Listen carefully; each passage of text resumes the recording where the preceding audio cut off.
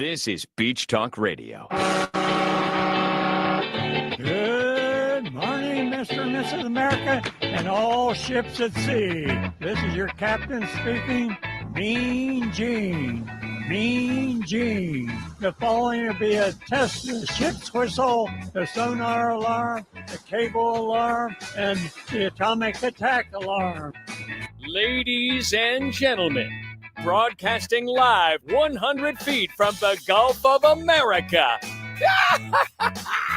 Here are your award-winning social media superstars, the hosts of Beach Talk Radio, Kim and Ed Ryan. Thank you very much. Thank you. No need to applause. Well, if you want to cheer for Anita, please do. And oh, wow, it got louder. Oops, let me turn your microphone on. There you go. What were you saying? I said that was better than yours. Yes. Let me give you one that works. Try that one. Okay. Yes, there we go. Better.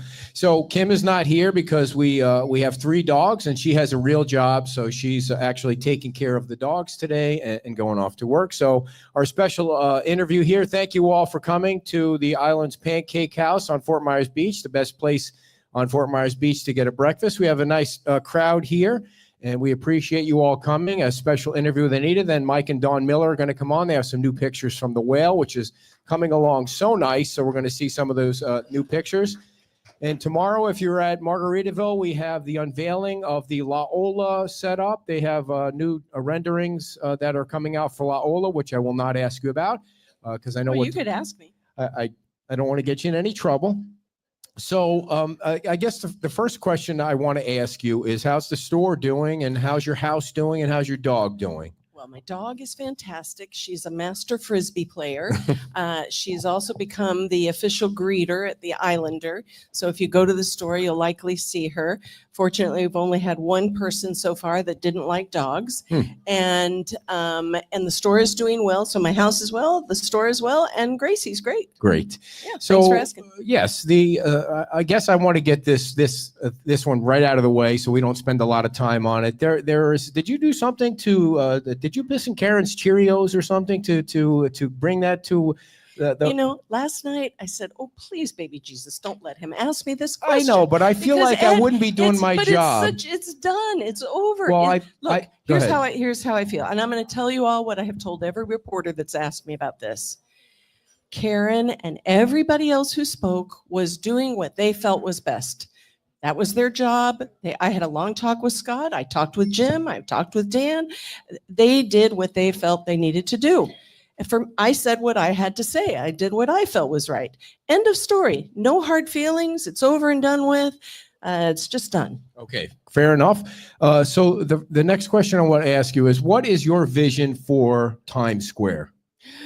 Ooh. So before the case that was just before us for Terry Prasad, I really had a lot of soul searching because I thought, can I really be impartial about Times Square? Because as some of you know, my folks opened the Pier Peddler in 1985. And though it still makes me sad to go to Times Square, I also think, how could I be anything but grateful to have a small family business for 38 years? I mean, it really was quite extraordinary. So, knowing that Times Square will never be the Times Square that I knew and loved, it will be a Times Square that other people and future generations will come to know and love. And what do I hope that will be? I hope it will still be a mix of restaurants and bars and shops and places that people will enjoy and have a lively and welcoming and communal gathering kind of vibe. Mm-hmm. Is there any discussion that you know about that the county might want a 2020 conservation that and extend Lynn Hall Park to Crescent Park? Have you heard any discussion about that? I have not heard a single word about that. I actually told Terry Prasad when I met with him, because I met with him, there's a little rumor that none of us met with him, and we certainly did. I certainly did. I met with him and with Tina, his planner.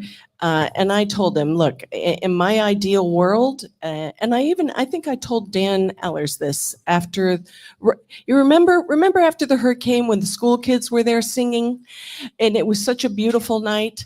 I said to Dan, I said, when you make a decision about what happens here, those kids are the ones you need to think about, because they're the ones that are going to live with this decision. And they're the ones that will be here for the future of Fort Myers Beach, not necessarily us. So, but I said to him, I said, I think the best decision that could ever be made for Times Square would be for the town and the county to get together and acquire the beachfront properties. At the time, there were 3 property owners. Acquire those beachfront properties and connect Lynn Hall Park, the pier, and Crescent Beach Park, and it would be just an iconic space in Southwest Florida, and it would be a legacy. And there you can still build on the other side of what used to be the street, Sure. and then you even have a better view of the beach if that's even possible. Yeah. So, but that was in no shape or form any dig or anything at Terry, or at the time Brad or Bill, because both of them were still alive when I said that. Are you worried that that proposal is going to go to the town council and be approved? I don't worry about those things. So I do what I can to uphold the LPA's decision. If any of the council members were to contact me, I would tell them why I voted the way I did and why I had the thoughts that I had. But once it's in their hands, it's in their hands. And, you know, that's another thing. People get wiggy about, oh, the town council didn't do what the LPA said, or the LPA did something different than the town council did. You know, we're 2 independent agencies with a different group of people, and you kind of have to respect both processes. Yeah. Do you, it looked like the LPA's job is to make recommendations to the town. You gave Terry Prasad, I felt like you gave Terry Prasad a lifeline the other day by asking him if he wanted to go back to the drawing board. I'm paraphrasing there. And he wouldn't answer, or he looked like he turned around and started talking to his attorney. And then even at the end of the meeting, Tina showed up, and I thought you threw them a second lifeline saying, hey, Tina, are you here? I thought they were going to come for back a in reason? because it was the architect, Tina, and Terry all came back in, and I thought, are they going to ask us to come back, you know, reopen the case or do something like that? That's why I asked Tina, are you guys back here to talk to us? Several times in the course of our hearing, different LPA members said, you know, would you be willing to have this discussion? We were trying, look, everybody wants to see something happen, and we did our best. But, you know, when somebody says, let me think about it, which is what happened, Mr. Prasad said, let me think about it. And when he said, let me think about it, there's not a space in let me think about it in the course of a hearing. It's either yes or no, delay it, whatever, but let me think about it just wasn't really an option. So, but I felt like, you correct me if I'm wrong, please, that the LPA wanted to send a rock solid message. The FAR was wrong. The equivalency factor was wrong. You provided no, basically, bike rack as public benefit, and there was nothing. There was not one positive that any of the 7 members could take out of that presentation, and you basically wanted the town council to know that. Is that really, that's the feeling I got from that. Is that wrong? No, I don't think that's wrong. I mean, all those things were said during the course of the hearing, and, you know, it was a unanimous vote. What the council will do with that, I don't know. I mean, was it a very clear unanimous vote? I mean, look, Doug Ekman made a motion, then he withdrew his motion to make the motion better. Jane seconded the motion. It was unanimous. It was, you know, it was pretty clear where we stood with it. In all the time that you've been on the LPA, has there ever been a 7-0 solid rejection like that you can recall on a project? Listen, you know what? Since the hurricane, my memory is just for crap. I don't believe that for a second. Nobody in this crowd believes that for a second. Nobody, right? Probably we've had a 7-0 decline. I honest to God, I don't know the answer to that. Oh, if you had a chance to grade the town council after Hurricane Ian to this date, what grade would you give them? I am not going to fall for that, Ed, and I'm also not going to grade the town manager because he doesn't work for me. I'm not going to Well, he grade hasn't anybody. started yet. Look, the new one. I'll tell you, the new one. He would have been my number one pick too. It's funny. I was talking with Scott Safford, and he said, "I'm really interested to see about this." And he specifically pointed out Mr. McEnany. And I said, "Oh, I didn't pay any attention to that." And then I paid attention, and he was definitely worth paying attention to. Very interesting gentleman. Yeah. But look, I think that any 5 elected people who are sitting there in those chairs, they are elected to do the best job that they possibly can. And if you don't operate thinking that, you may not like the job they're doing, but no, I'm not going to grade them. Okay, Not so my place. all right, so the people are here to hear your opinion, Anita. So I know. And if they want to hear my opinion, they can ask me privately, but I'm not going to sit here on Beach Talk Radio and say, "Oh, I like this one, I like that one." I do. It just, why? Because Ed, look, you know me pretty well. I don't think that dissension and anger and meanness, it doesn't do anything to help the town of Fort Myers Beach, especially right now. It feels like we're moving forward, but we're still all struggling. And if we aren't moving in the same path together, then even if we have differences of opinions, then we're screwed. Do you think the town council will be made up differently in 2 years when those 2 seats come up? Or will they be, what is your opinion? I don't know. I guess that depends on whether or not Karen and John run. But my guess is there will be quite a few candidates for those seats. Do you think Seagate will ever be built at 17 stories? I'm going to say I hope not to that answer. We know that. Yeah, I hope not. It's I live in that neighborhood, but sometimes when I'm driving from Santini Plaza back to my house, you're kind of looking out, and I just look at, what does the skyline of Fort Myers Beach look like? Or if you're out on a boat, what does the skyline of Fort Myers Beach look like? And that will be one heck of a dramatic change.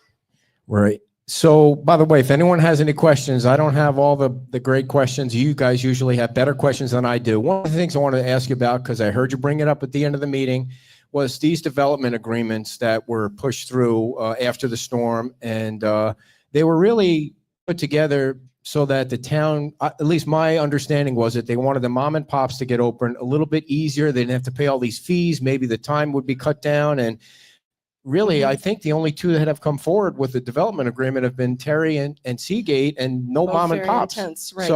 So that conversation really began with Scott Safford and Pat Vaness, who was then on the LPA, and that was really the generation of the conversation with the LPA. And it was my understanding also, or at least I think we kind of had the feeling that this was a path forward. We always talked about the Sea Gypsy because, of course, it's a beloved location and everyone hopes it gets rebuilt, whatever.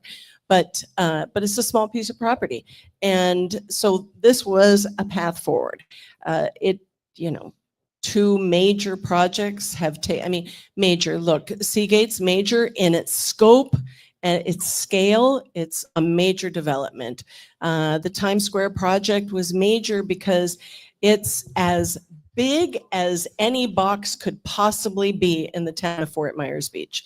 The 2.5 FAR, I know that's so hard for people to visualize, but look, I'm going to show you what it is. Here comes the box. Here comes the box. So if you were allowed to build half of it, you're by right, let's say that this equals 2.5. By right, this is the biggest box you can put on Fort Myers Beach, however you want to do it. This is your box. Most boxes, as a matter of fact, I don't think there is a 2.5 box. I could ask Tom, he would know for sure because he remembers these things. I don't think there is a 2.5. Margaritaville, for example, is half of this box, just about half of what they really could have pushed the bucket for.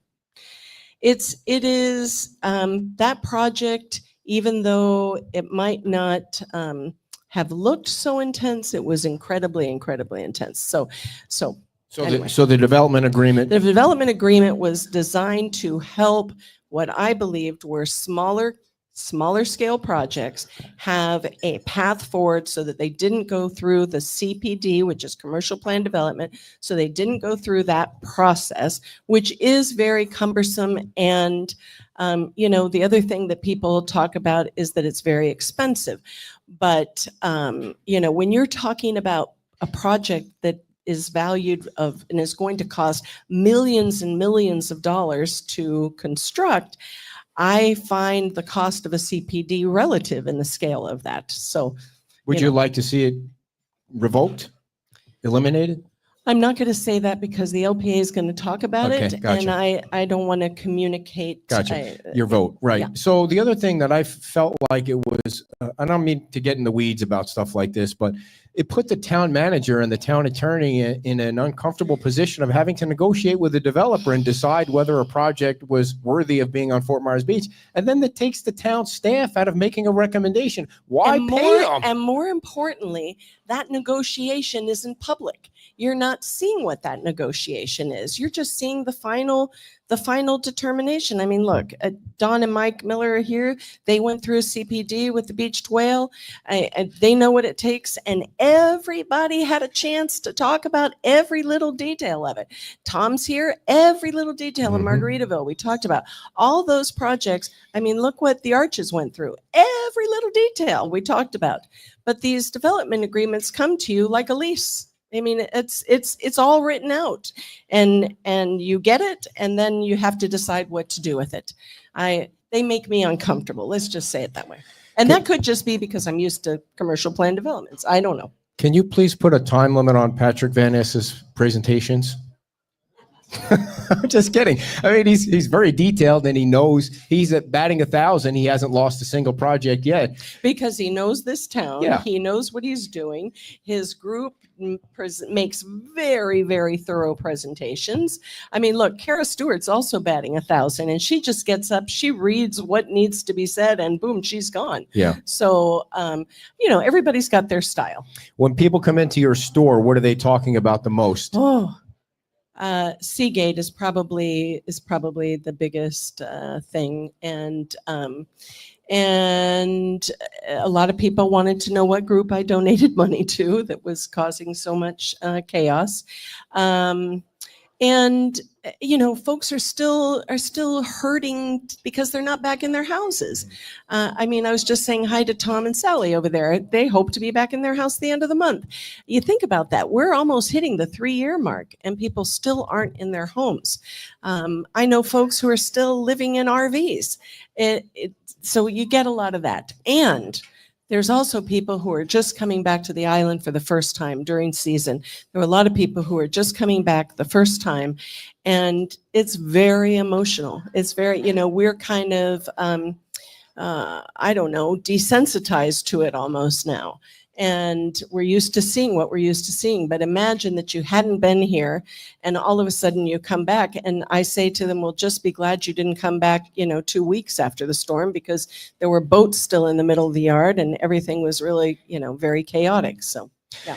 I kid with people that live on San Carlos Island because it's funny to me what came up. But I think you said to me this has kind of come up before, of annexing San Carlos Island. What's the history of that? Why? No. It's never annexing. Sorry. Annexing has never come up. Sorry. San Carlos Island was actually the entire 33931 zip code was part of the original incorporation study. So imagine that Fort Myers Beach would be all the way up to almost Summerlin.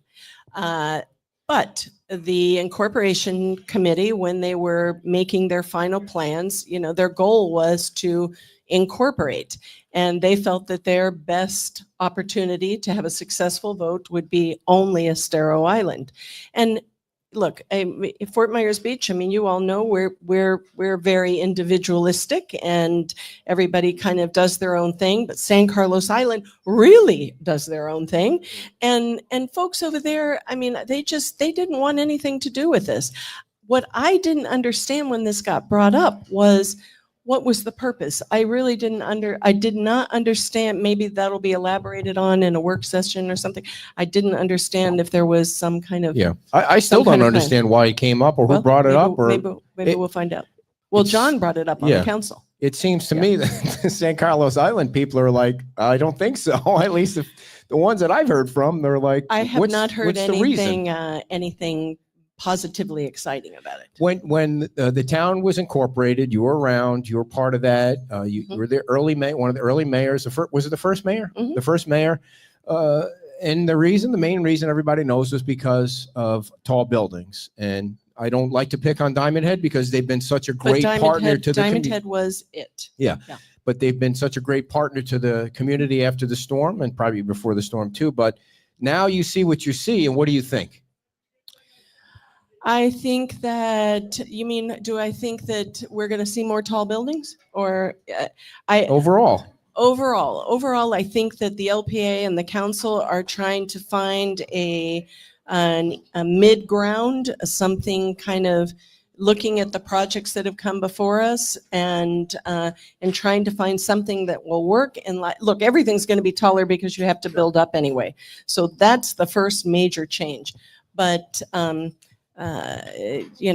Head was definitely the push for incorporation. well, you went up and spoke to the council when the Seagate vote came up. You I did. and the former mayor, Ray Murphy, both went up there. And I think you're worried about what you see, though. I mean, let's be honest. You're worried about what you're seeing. The comprehensive plan envisions Fort Myers Beach to be a walkable, human scale community. Miami is not a human scale community. Clearwater is not a human scale community. I think of those two right off because we've all probably been there. Chicago, parts of Chicago feel human scale. I mean, I know my friend Marge is watching, and this neighborhood that's right nearby where she lives that I just loved, and I can't think of what it's called right now. They're, kind of brownstones, and that feels very human. But then, of course, other parts of it feel like you're in a big city. And so I think that when people talk about what Fort Myers Beach feels like to them, this cozy, quaint, feeling that has always been here. I mean, look, the beach dwell is redeveloping. The beach dwell is going to feel just like it felt before. I mean, it's bigger, it's taller, it's a whole different look, but it's going to feel like Fort Myers Beach. Margaritaville feels like Fort Myers Beach. I think the Arches will feel like Fort Myers Beach. It'll feel like the new Fort Myers Beach, but it'll feel very much like Fort Myers Beach. And even the Neptune will still feel like Fort Myers Beach. But when you start getting to 8, 10, 12, 17, 15, it's just, you have to look like that at a building. It's not human scale anymore. It's urban. It's urban. Have you heard? So yeah, that worries me. Have you heard anything about the cottage? After it's all been approved No, and but ready it's been to go? approved, and I haven't heard a word. Have you? Okay, no, I've just been neither wondering. have I. What about I'll have to put my Myerside? Same feelers out. thing? I have heard something about Myerside, and what I heard was that they are getting ready to move forward. What that means, I don't know, but I asked Pat Vaness about that the other day. I said, what about Myerside? What about Neptune? And I guess it takes a long time, and especially right now with financing and banks and all of that stuff, which is not my world, but I guess that takes a while to do. So, but they are moving forward. Have you heard anything about the 7-Elevens? Oh, no. And boy, would that be a nice addition. Yeah, they Have all not look heard super of- nice. And you know something? That's another Pat Vaness question. So I hopefully already he'll asked see- them. They're out of the loop on that. So They're out of the loop? and then trying to find Oh. somebody at 7-Eleven to talk to is I impossible. don't know anything about that. Okay. Yeah. So what do you hear about Santini Plaza and a restaurant? When we have Jim on, it takes 30 minutes for him to answer that question. But what do you hear? You're in there. You're I talking saw to people. Sharon. Sharon was in the store day before yesterday, and I specifically asked her about New York pizza and the Italian place Sharon that's is coming. the manager. Sharon is the manager at Santini. Santini Plaza. So I asked her about the Italian restaurant that is coming and Jackass Coffee. So both. Badass coffee. Oh.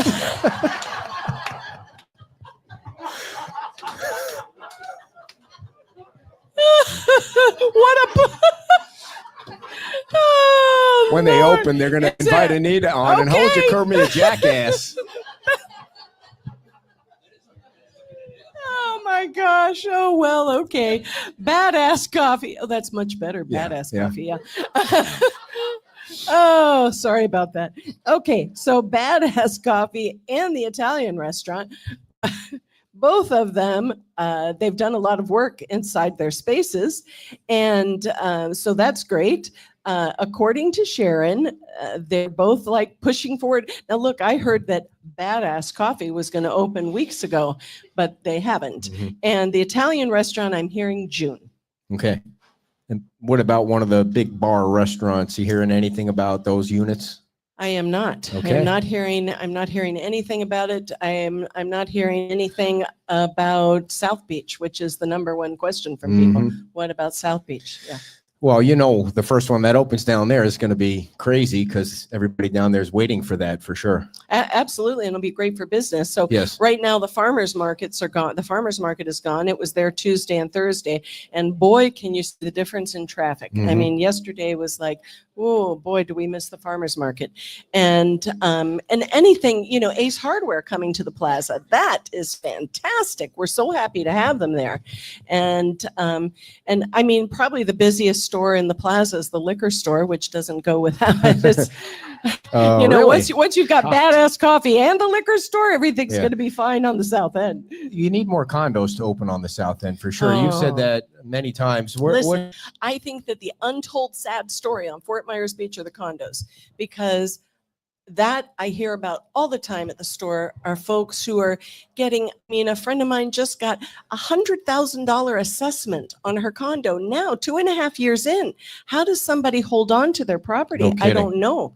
So it is, yes, getting some condos. There's Creciente is moving along and getting the condos open for people to vacation here and visit here, and for folks to live here. That will be it. Absolute deal changer for especially the South End. I mean, I've said it 1,000 times. When the beach, when the whale is open and the beach bar is open, looks like the fire department's coming along nice. Although Mhm. that's not a retail location, but it will nice up the area. And you got the Best Western that opened up, and next season should be better than this season. Next it seems season like. will look. This season wasn't bad. I mean, I had no expectations because who knows what it's going to be like, but it wasn't bad. And if I can pay my rent, pay my vendors, and pay my employees, I'm happy at Yeah. this point. So after Ian, obviously Santini Plaza was a mess, and then Helene and Milton come along, and during Milton, I'm not sure if it was during Helene, but during Milton, you take everything out and you move it to a different location. Did you do Mhm. that during Helene too, or just Nope. Milton? Nope. Just So are you? I'm guessing the answer is yes, but how are you now better prepared for the next one? If there is one, hopefully there won't be. Thanks to my friends Dana and Bill Bronsord from Tuna Skin, because Dana calls me that Sunday, we had been open, we closed on Sunday, and Dana calls me and she said, Anita, Bill wants you to rent the biggest U-Haul you can get. And I said, sure, what does he need it? I mean, does he need it today? And she says, no, we think that you should pack your merchandise up and move it out of that store because the storm is coming. And at first I thought, that is a crazy idea. And yet it is now my hurricane plan, because one of the worst things about not one of the worst, maybe the most costly element of Hurricane Ian for me was losing all of my inventory, my computers and everything in 3 stores. In clothes hangers alone, there was a small fortune. So, and I had no flood insurance. So it was just nuts. And so now my goal will be protect my inventory and move it out. When Milton is coming through, I mean, it's not like you have, 5 racks. It's so meticulously placed with different things. There's knickknacks. I mean, there's millions of little things there. We took pictures, Okay. and I happened to have the finest people on the earth working with me at the Islander. folks that I didn't even know came to Crazy. help us load that up. And then my guardian angel, his name is Gary Mathis. Uh-huh. He was wonderful, and it just moved out and moved back in, and like magic. And the place was not too We got flooded. some, we put that Gorilla Tape around every door, so it completely sealed it. We had a few puddles, but just like little puddles. So a couple of days of mopping, and we were good to go. Was it the Flex Seal stuff? Because we had that guy on our show with the Flex Seal that he says you can put it up in the cracks and it won't ruin the paint. Was it? That is true. I don't remember. I think it was the Gorilla Tape. I think Okay. it was a Gorilla Tape. Again, thanks to Dana, because you couldn't get any anywhere around here. And her mom was in West Virginia, and she literally went to every store in the world to collect enough, and she shipped it down here, and Dana shared her stash. Mhm. So that's how we did it. What do you? I'm not asking because he's here or he was here. What do you think Margaritaville has meant to the community since Ian? Oh, I think it's been a godsend. I mean, they were opened, and it's been this sort of beacon. But look, don't underestimate Pink Shell and Mhm. Diamond Head either, because those hotels have given the community a place to meet, a place to have events. They've been very generous, all of them. And I can't say enough good things about any of them. And if you guys have seen the pictures, the lighthouse has come up with a spectacular upgrade to what they have right now in that walkway. That is real public benefit that they're going to put. It's real public benefit. It's in the comprehensive plan. It's real public benefit because it will funnel their guests, instead of going through whatever you want to call it, the pickle, the roundabout, the whatever design you want to attribute to our new recirculation plan at the base of the bridge, and it will funnel them under the bridge and down Old San Carlos. It's a great plan. Speaking of that, where are we on getting a clear understanding from the town about what public benefit is? I think we're about as close as we ever have been. Okay. Yeah, We have not. no idea. It's subjective, I mean, I think it's one of those things that, you know it when you see it. I personally don't think a water fountain is necessarily a public benefit, but I did hear Jim Adderholt say something that a public benefit on the south end might be different than a public benefit in Times Square. I could agree with that. Yeah, Okay. because there are different needs and different So parts of the it should community. it should remain subjective depending on the project. I don't know. I don't know the answer to this, Ed. I really don't. I wish I did, because if Okay. I did, I'd be pushing it, but I don't. Does anybody in the audience have any questions for Anita? Please, if you do, raise your hand. So Anita, you've people ask you for advice. You've been here for a long time. You have a vision of what the community was and what you'd like to see Fort Myers be in the future. What do you say to all those people that are listening and watching you? I ask them to be patient and be hopeful, because this is a process. And quite honestly, so, there was this fireman. So at the Islander, at the Pier Peddler, my dad started this collection of police patches, but it's not just police, it's firemen, it's any kind of service thing. And this collection grew to be quite impressive. And after the hurricane, a lot of them were found, and Christy Hennessy was the keeper of the patches. She washed them, she'd iron them. I mean, she was a godsend. Well, anyway, they're now back up at the Islander. And this Megan Allers brought this young couple into the store, and it turns out that this young guy is a fireman from Jacksonville, and or EMS guy, and he was one of the first responders, first on the island, one of the first volunteer people.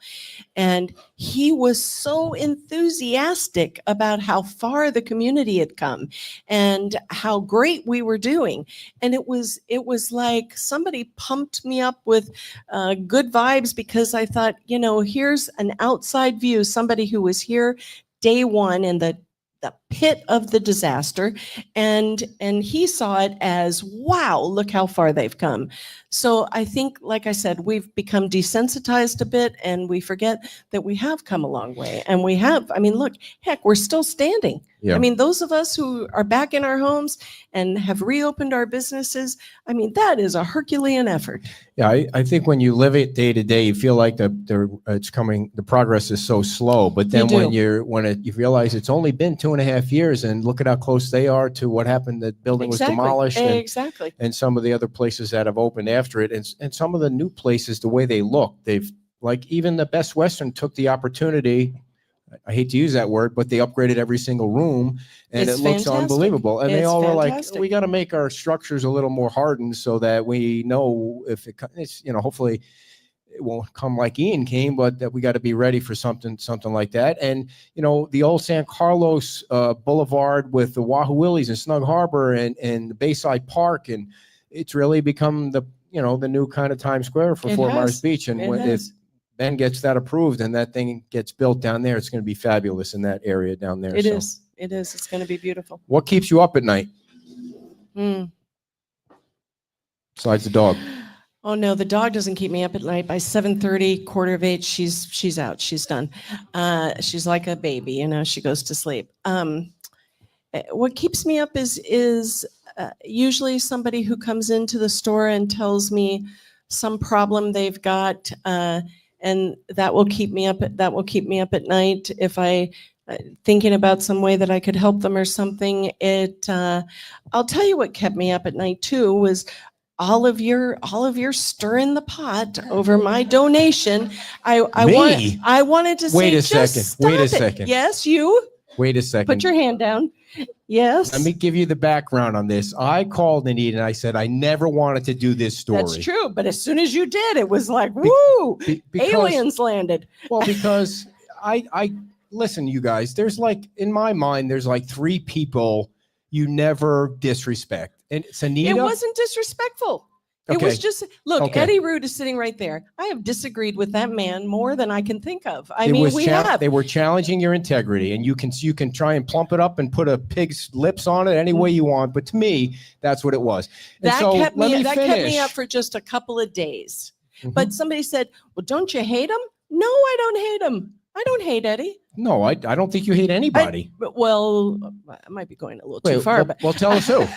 Tell us who. No, but it's just I didn't take it.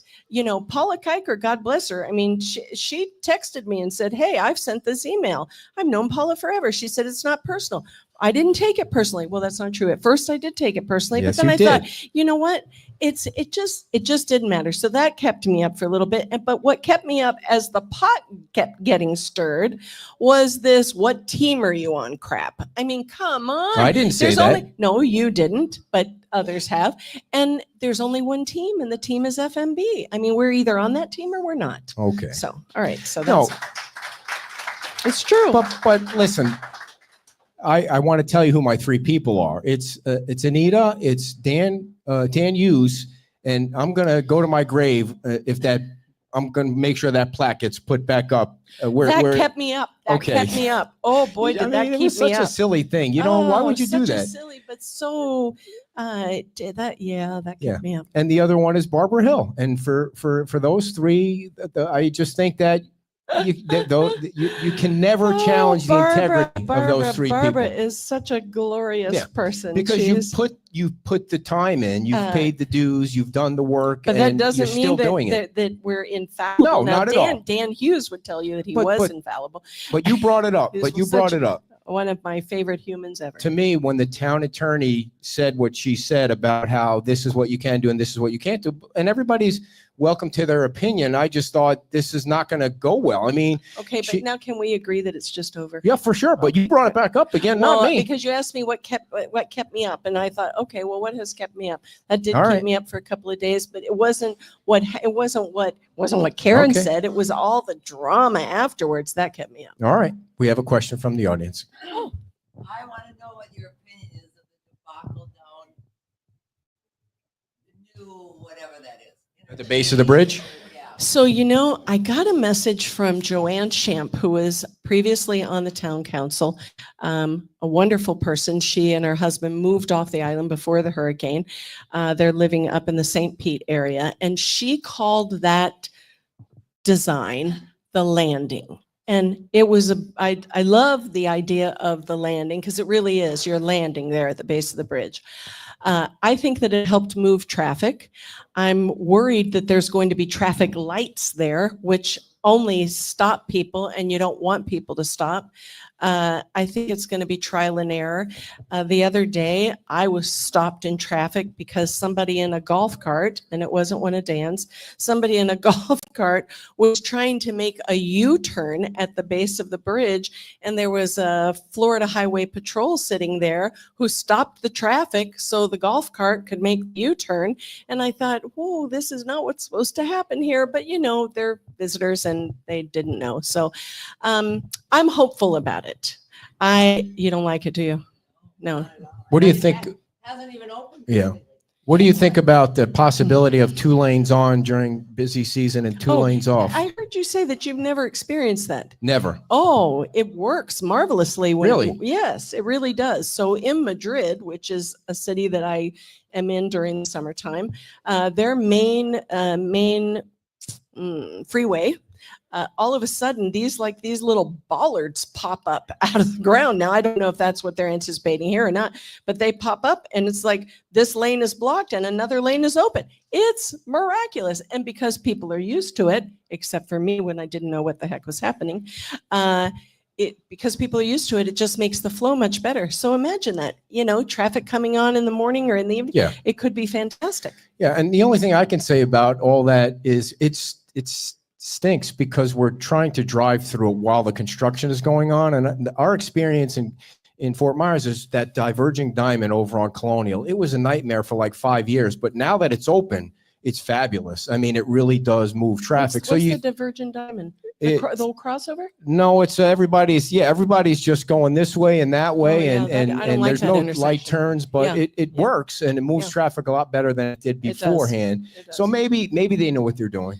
You have to hope they Yeah, do. yeah. And if they don't, but the idea of crosswalks or traffic lights being in there, that freaks me out. I mean, I think that's just an accident waiting to happen, especially if for somebody who's been in Times Square as long as I had been, as many accidents as cars coming over the bridge ran like right into where the guy who's got the sunglasses. Yeah. I mean, it's amazing his Yeah. trailer is still sitting there because it really, so many accidents happen there. Yeah. Any other questions for Anita? Yes, ma'am. I came across on my desk a list that Jim Adderholt put out a long time ago. And I think it was on Big Shot Radio, I'm not sure. But these are possible, it was quite a list.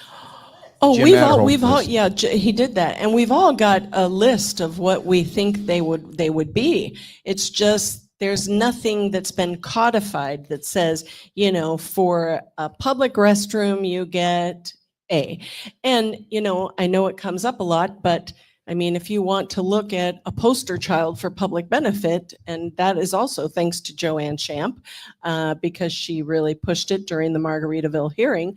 Look at Margaritaville's approval and what Margaritaville actually put to the town and gave to the town. I mean, that's public benefit. Yeah. Just to name one thing, the parking lot that's right next to the pool used to be his property. That's a total money generator for the town day after day after day in perpetuity.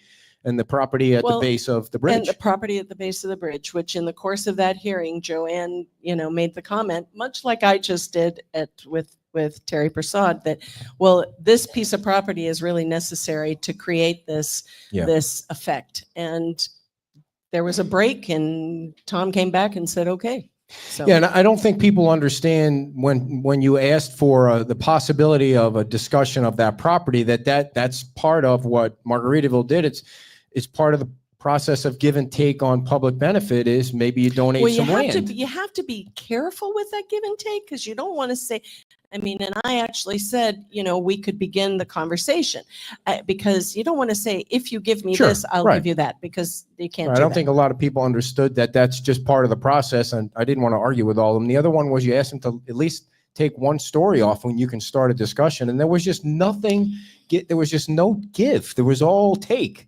Yeah. So right after Hurricane Ian, if you look at look at the tower that's there, or look at Mango Bay and Winds, that height. That height is the height that was available all along until after Hurricane Ian, when we changed it. And we changed the height for Times Square. Instead of just being 2 stories or 30 feet, we changed it to 2 stories over flood, which really gave everybody an entire other story. So when you look at a project now that has 2 or 3 or however many stories, you think, well, you've already gotten 1, and now it's 2 or 3. Yeah. Any final thoughts for the folks? No, I hope everybody has a great summer, and remember to patronize all your local businesses like the Whale when it comes. When are you got? Well, I guess you'll say here. No, they won't say, but we'll ask. You're not going to say. Oh, that's probably smart, because. Do you have a discount for locals? I think Jan typed something on there. Tell everybody what that is. I actually had a customer, Barbara Puffer, sent me an email and said, "Are you going to do anything for locals?" And so all summer long, we're giving locals 10% off. Very nice. Yeah. Big hand for Anita Cereceda, Thank you very everybody. much. Thank you so Thank much you for all. coming. Thanks, We Ed. appreciate it. All right, we're going to get Mike and Dawn Miller in here from the Whale. They got some pictures. We are going to be able to show the pictures online for everybody that's watching, and they do have the pictures here to show folks that are in the audience. I hope Perry, I hope you took some pictures with Anita, because I'm going to blow those up and put them up on my wall at home. All right, so I want you guys, I don't know why.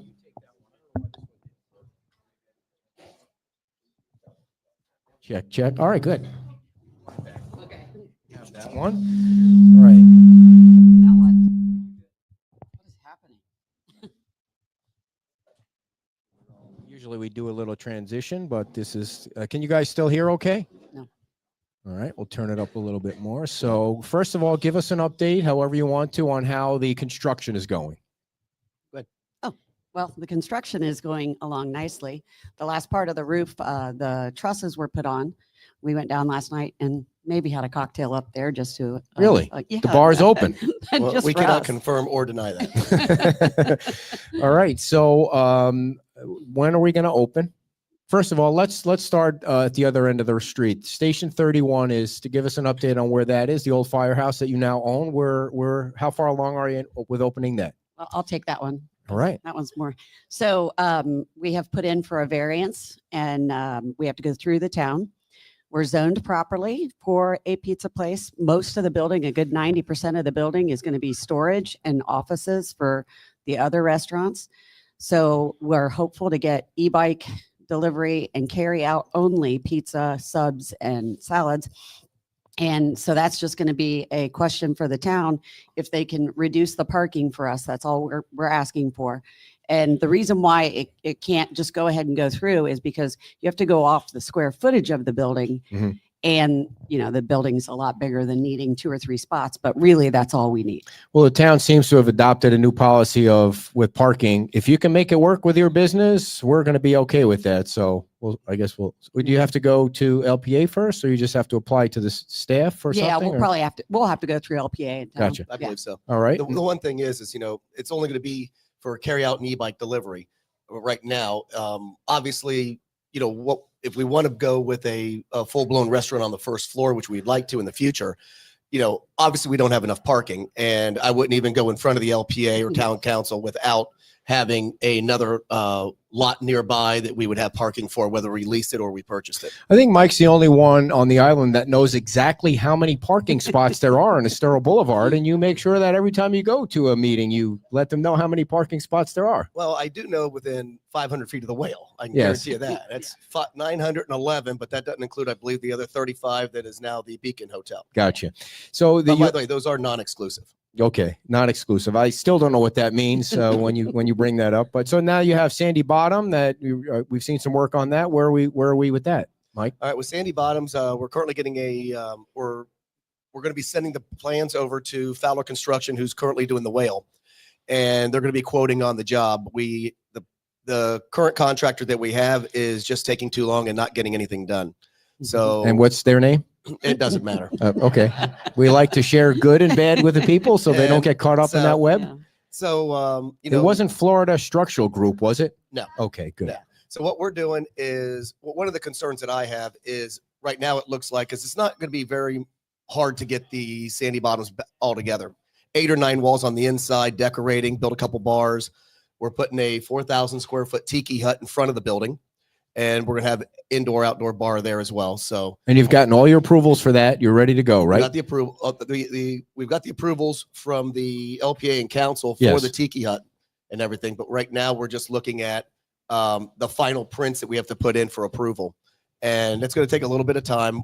My concern is I don't want the whale and sandy bottoms opening up at the same time. I got you. Because Too much you know, work. Well, it's not the amount; it's too much work. I don't want to have 2 good restaurants. I want to have 2 great restaurants. I see. And I just don't think you can open up 2 within a month or 2 of each other and have. I think people are going to be spread too thin. Where the whale's going to be our baby. So Yeah. we want to make sure it's a great restaurant before we move forward with the other. So what's your time frame for opening Sandy Bottom? Sandy Bottoms, I estimate probably around December. December. Okay. So in this whole area is being transformed too. You've got, unfortunately, you only have this one place open here. Then it looks like you got the furniture store. If they get open, then you guys and Meyer side is hopefully breaking ground in December. Then the food truck park across the street. So there's a lot going on. I talked to Beverly yesterday and their DO went in. So Right. they're moving. Yeah. And their architect is Albert. So it's going to be a rock solid looking building. And what does that mean their DO is going to go in? Developmental order. Okay. So that's a long process for every property. So the process being before you even get to the town, it takes a lot of people doing a lot of work. So Yeah. yeah. Did you see her at the Art Association event last night? Is that where you saw her? No, I see. I had coffee with her yesterday. Where'd you have coffee? At her house. I see. Very nice. She lives down by you guys, right? She's Mid-Island. Got you. Yeah. So let's get on to the whale. And every time you drive by that puppy now, it looks better and better every day and every week. And you got the tiki top on. If you see it from the street, it looks very good. But I'll tell you, when you go inside and start looking around, it's amazing. The Fowler Construction's doing a great job, and John Spence, our architect, has really put this thing together. Yeah. And how much is that building going to cost you by the time it's done? Well, let me tell you, I've lost a lot of weight because my wallet's emptying rather quickly. So let's put the first picture up, and you can describe I don't know which one is showing, but you can describe what this is basically the outside of the building. That's the exterior of the building. So it shows on the ground floor. We'll have the Blocko bar inside of there, and that is all open air. There's glass walls that are going to come down the side on both sides, like by the entrance. So all open air except for the main structure of the building. Then that second floor is completely enclosed, all glass, floor to ceiling. The view up there is phenomenal. Yes, it is. Yeah. And then the top floor, of course, all open. The entire back of the building is either building or windows. So the front is all open, but the back is completely enclosed. Now, this is right across the street from where the Beacon used to be, which I think they got approved for a parking lot for now. They So did, yes. that view from your top floor and second floor is going to be right out on the Gulf of America. Yes, it is. It is. And, we've got an absolute beautiful view. But one of the things that, a lot of people don't understand, and what I like to reiterate is we're across the street. We didn't pay for this view. One day something will be built on that Sure. on that property, and I'm You're not good going with to be that. upset or Right. anything about it because we didn't buy on the beach, we bought across the street. So this second picture here shows. Do you want to talk about it all? You want to make the neighbors feel like everything's going to be okay? Is that something? I know Oh, yeah. there's some people that are upset in the neighborhood about the entertainment that you guys are addressing. Right, right. So first I'll say the middle floor, completely enclosed in glass. And we have acoustic panels for a ceiling that will absorb all the sound. That's where the bands will play. On the upstairs level, which is the picture you're seeing right there, you can see the guy in the back corner. He's Yep, got with a the guitar. guitar. Yep. So our plan is to have like single or duo up in that up in that corner there. and it's completely enclosed back there. And he will be going Facing the Gulf. facing the Gulf of America. So all the music will go towards the water. So what is the concern? Like you guys have been approved for entertainment. So what are the neighbors concerned about? I think the overall noise and sound levels. You know, But the time has come and passed to speak at public comment about it, right? I know they signed a petition, or what yeah, is I don't. I don't what know. is something changed that nobody knows about, or No, I don't think. I think Just some probably of that the they're neighbors just seeing don't our building. I see. seeing how big it is. They think that we're gonna, Okay. you know, we're gonna have bands on every floor, which we're not. We're gonna have them on the, you know, if it's more than a 2-person band, it's gonna be on the second floor, Mhm. probably like 9 to 11, and 9 to midnight or 9 on to the midnight. second We'll floor. have singles or duos on the first and or third floor. And have you informed them yet that AC/DC is going to be playing every Friday night, or no? No, Just kidding. We're going with Poison, I see. Yeah. Rat. Oh gosh, you're going back a Actually, ways. You want to show I'm this not- picture now, or Yeah, well, I'll just say on that second floor, we do have it's either Thursday or Friday night. I can't remember. Dueling Pianos will be there every single week. that's cool. And Saturdays we'll have a band. And then during the week when it's slower, maybe not in season, we'll have, you know, other types of entertainment or bingo or, you know, whatever that may be. Karaoke. We also will not have music on 2 floors at once. So if it's at 9 o'clock, nothing's outside. Mhm. And if there's a guy playing downstairs, there will not be anybody upstairs. So it'll just move around. Stephen Clark called me and asked me to put in a good word for you. I don't know if you ever heard of him, but he'd like to play there. Yeah, I have he's- heard of him. He's played a few times, Yeah. so hopefully. So this is, folks, if you hadn't had a chance, I don't know if you're giving people a tour of that second and third floor yet, but man, it is. We went over just there. to see it and see what you're going to be able to see in when those glass windows there. It's fabulous. There was I a mean, gentleman by the name of Chris. He was in town taking pictures, sending it to his wife yesterday, and nice. we had just pulled up to unlock the gate to go up and have a cocktail on the 3rd floor, and we said, "Come on in, let me show you around." Nice, good Yeah. for you. So this is the All right, third floor. Yeah, no, this is ground floor here that you're Oh, looking ground at. floor. Sorry. And on the kind of center to the left, you can see the guy there. He's the single playing a guitar there. He'll be also facing towards the Gulf of America, and it'll only be singles and duos. And so I just wanted to point out where that would be. And then there's glass kind of to his right. There's a glass wall you can see, which will have merchandise for sale in it. So, you know, we're doing our best to try and be good neighbors, and you know that will be lightly amplified, nothing too obnoxious. That's not the You've plan. always worked with the neighbors when you're Yeah. open. You'll make sure everybody's okay as best Right. you can, right? You know, Yeah. with the tent, we had a few issues that we rectified, Mhm. and because you know we got sound. What are those things? Soundproof. Oh, the we got panels? the sound panels that Yeah. we hung inside the tent, and then we also had a system that was on our fencing that was connected to the internet. So even if Mike and I weren't there, we could go online and see what the decibel readings were on our fence and on our tree line. Wow. At any given time. Yeah. So the big question is, when are you going to open? Well, we estimate to do a soft opening in September. That's All our right. goal, and probably a grand opening in mid-October. So right, you'll be open in time for season. Yeah. You know, Awesome. do you remember the event we Subject had? to change without notice. But you have Fowler Construction, so you're rock solid right Yeah. there. Yes. Do you remember the event we had right before Ian? It's 2 weeks before Ian. Yes. And we barely knew anybody on the island. And I was like, well, we got to introduce the chef. So it was a private event. We invited everybody. I have the date for that, which is pretty exciting. Oh, so you're going to kind of do a do-over in your new Ye- place. Yeah, we have to. Very I just hope nice. it doesn't- Starting I just hope over it just don't all do over. Yeah. Yeah, Yeah. you do remember that No. our grand reopening was scheduled to be the weekend after Ian. I don't want to remember those days. But one of the things that's cool about the Whale, Mike, is the number of pilings you've had to put in that building can withstand a major withstand- and storm. The entire building will withstand anything. It's got 103 pilings, 45 feet in the ground. Wow. And they Compared said- to what? Compared to what was it beforehand? You even know? It No had, pilings. it had wood. It had rotted wood pilings. I think 3 feet in the ground.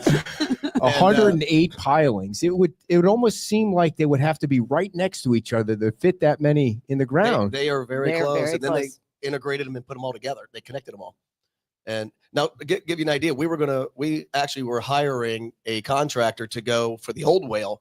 We had just signed the documents, haven't given a deposit, and then Hurricane Ian hit. We were going to spend about $150,000 to $200,000. And while we were opening, we were going to replace every piling with concrete underneath that building. Crazy. It looks so much nicer now. Glad you have the money for that. Everyone's going to love it. Yeah. It's going to be $75 for a cheeseburger, but we won't give a shit. Sorry. Well, that doesn't include tax or tip. I see. So just real quick, when you guys saw the building in Times Square that they were proposing, what did you think? I had a conversation with Terry, and I just think that it was I think he had an uphill battle. I went to go speak on his behalf, but I had a meeting with my attorneys. But I think. Wait, you were going to speak on his behalf for that building? Yeah, because I was going to give him, and I was going to be honest about it. Just say, I think he's got a good concept. I do think it's too high. Okay. And Tom Torgerson and I had a conversation that morning, and it was pretty interesting because, why can't we build something just like La Di Da? La Di Da, they're right on the beach. Yeah. They got the garage doors that go up. Yeah. Great dining experience, and build something there. And if you have to, I think their kitchen's even on the ground floor, but it probably has to be hurricane proof. Or if it's on the second floor, you put it on the second floor, and he could rent out 5 units of all different restaurants, just like the old Times Square. So you can get some of these. You can get the small little quaint mom and pop shops or restaurant bars right on Times Square again, and then have the second floor kitchen, and then you got a third floor. Do that as the hotel and or a huge bar overlooking the sunsets. Yeah, I don't know. I just think that's sacred ground, that Times Square, and there's everybody has such a solid opinion of what they like, even though they don't own the property, so they really don't have anything to say. But it is sacred ground. And when Terry ambushed me last Sunday after the show, I said, Terry, you have 0 votes for that. And I didn't talk to anybody in the LPA, but that was such a no-brainer to reject because of how high it was. And how do you replace a restaurant with a 50-unit hotel and justify that with no public benefit? I mean, it was the easiest no-brainer. And unfortunately, he also doesn't have any goodwill that he built up in the community. He didn't want to talk about the Dairy Queen property. That's a mess. Or he didn't want to explain why it took him 2.5 years to knock down the Fresh Catch. He didn't have anything working for him in his favor. But why not build a restaurant there? Everybody would get behind it. Everybody. I totally agree. Yeah. So I agree as well. I mean, there's a lot of stuff that could be done. Take down the fence, rip out all the concrete, grade it, make it look like a nice beachy area. Yeah. That would be a huge public benefit right now. Just doing that before he goes into construction in let's say a year or two when he gets everything done. And when you see the Ola drawings tomorrow, you're going to realize it can be done. So I can't wait to see it. Yeah. So the other little teaser there for tomorrow's show, the other thing that I wanted to ask you real quick was you guys live down by Charlie's. Yep. You're on a canal. Yep. And there seems to be an issue with what's going on with that canal. Has it been resolved with London Bay? No, we've had no communication with them. Okay. I mean, I haven't really seen or heard anything about the project in a long time. So I was just wondering if that was all They're coming back. rectified. They're on their way back in. Somebody said to me, and you can tell me if this is true or not, that when they met with the residents, did they really say we're going to do whatever we want to do? Yes. Okay. Yeah. All right. Yeah, but it's even though it's our canal, I'll be an advocate for any commercial vessel going down a residential canal. Ours is 29 feet wide, and docks to docks, and it's not right on anyone. And it's one thing. What was that? The Dolphin Hotel is on another canal. If someone wants to come down that, if you're bringing if they have a hotel there and people are bringing their personal boats down because they're staying there for 2 days or a week, that's one different. thing. Yeah. Mhm. But, or let's say Charlie's opens up and they put 5 or 6 docks out for patrons to take their boats up to. That's a great idea. That's a great public benefit. But not bringing a 50-person shuttle every 30 minutes up and down someone's canal. Yeah, it seems like that's what the folks, Steve is doing at the Beach Theater, building a dock so you can have boats come up and maybe go to the restaurant there, which I think is kind of neat. Which one of you two will run for town council? Neither. Absolutely not. Tell them what you told me in private, Mike. Go ahead. Nino Ingles. No, I actually in my mind have gone like, oh, well, it would be nice to be a part of like the LPA. But then I hear Anita speaks so eloquently and seems like she knows what she's doing. I was like, oh, I would mess that up. Any other things you want to go over before we let you roll, or? Well, one of the things you kept on asking about San Carlos and the building that we own there. Oh, okay, yeah. There is the Napa building that The you old own. Napa Well, we're building. gonna own San Carlos. The beach is gonna own San Carlos Island soon anyway. So Yeah, that's cool. Yeah. Well, I better lease it or get it sold before then. But So, yeah. what's going on there? Well, we were going to originally use it as a offices and storage for Sandy Bottoms and the Whale, but since we acquired the fire department, now we're going to go. It's actually going to go up for lease or sale. We've got a potential person looking at leasing it right now. And it's probably okay to say this. There was a thought back then that maybe Root Shrimp would go in there and they'd be Yeah. able to relocate into Yeah. a solid location, but it didn't work out. Yeah, we were working hard with them. And, Well, and it flooded for Milton. Yeah. it flooded for Milton, and honestly, I know they're regrouping right now, Yeah. and I'm glad they didn't take it because I don't want them to, invest. They time wanna and be on money the into beach. something, and they do need to be on the beach. And that looked like it was going to be such a hard spot to like hang out. There's really on a busy corner there, on a busy intersection, but it Mhm. just with so many traffic patterns right out in front of the road there. So anything else? I think that's all. All right. Yeah. Big hand for Dawn and Mike Miller, everybody. Get yourself a tour of the Whale. Thank you guys for coming on, and we'll see you down the road. Thank you all for coming to the Islands Pancake House. Thank you to Anita. And we'll see you tomorrow at 11 o'clock. We'll be there at 10 o'clock, and we'll be live at 11 o'clock with Tom and Chris to talk about the new La Ola. And then the mayor's back on Sunday at 10 o'clock at Wahoo Willie's. Thank you all for tuning in. Bye-bye.